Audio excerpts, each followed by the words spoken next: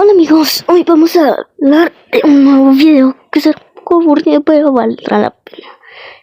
Este video será de una aplicación que se llama My Horror. Aquí se muestra la imagen.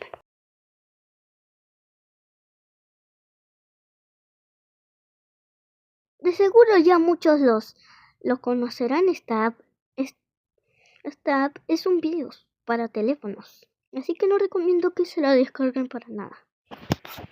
Y este fue uno de mis descubrimientos más inesperados en mi vida.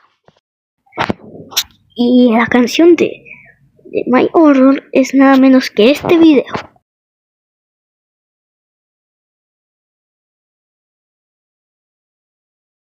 Sí, esta es la realidad de esta canción tan típica de la app de My Horror.